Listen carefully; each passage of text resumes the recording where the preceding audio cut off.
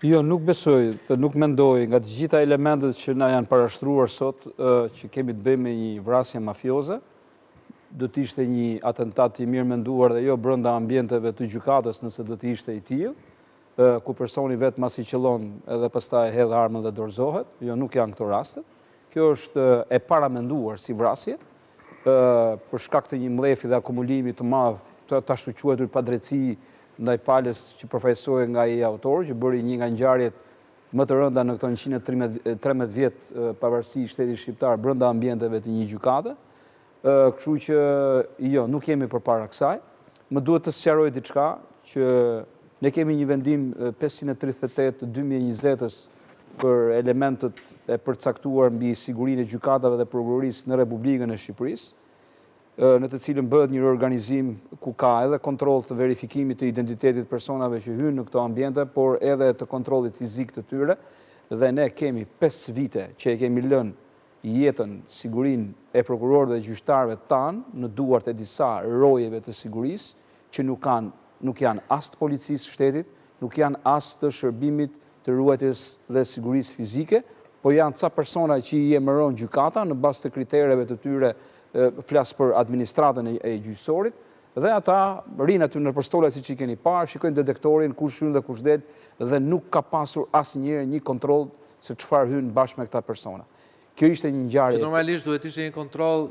duhet ishte një kontroll e aeroportit. Duhet ishte një kontroll ku perimetri i godinës aktualisht është lënë vetëm policisë shtetit, është një absurditet i jashtëzakonshëm që ti lësh vetëm gardin policisë shtetit dhe mos ti lësh hyrjen dhe kontrollin fizik.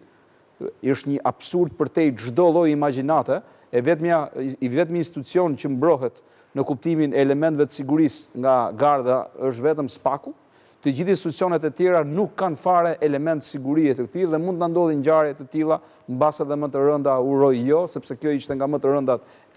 por që parashikohej. Parashikohej që mund të ndodhte sepse fluksi i madh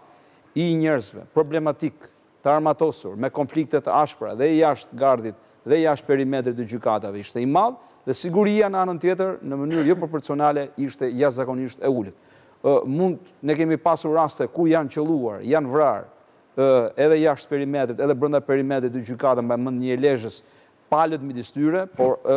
pse jo nganjëherë mund të drejtohesh. Parashikosh në atë kohë që mund të drejtojë arma edhe ndaj prokurorit ose gjyqtarit. Por këto alarme ka rënë në vesh të shurdhër, ka një VKM që ju thash që nuk është zbatuar në mënyrë rigoroze, policia e ka kërkuar ta marrë kontrollin, por jo një kontroll me duar në xhepa, por një kontroll me një buxhet dhe me pajisje për t'i dalë zot jetës dhe sigurisë së gjyqtarëve dhe prokurorëve. Kjo gjë nuk ka ndodhur, nuk e di kush mban përgjegjësi në këto raste, do arrestohet një rojë aty për shpërdorim detyre dhe kaq, por kjo do të jetë një këmban, kjo do të jetë një këmban alarmi si për KLP-n, si për KLG-n, që të propozojnë jo vetëm një buxhet i jashtëzakonshëm për të rimarrë sigurinë e këtyre institucioneve dhe të këtij personeli, por edhe për të vënë atë në dispozicion njerëzve të specializuar.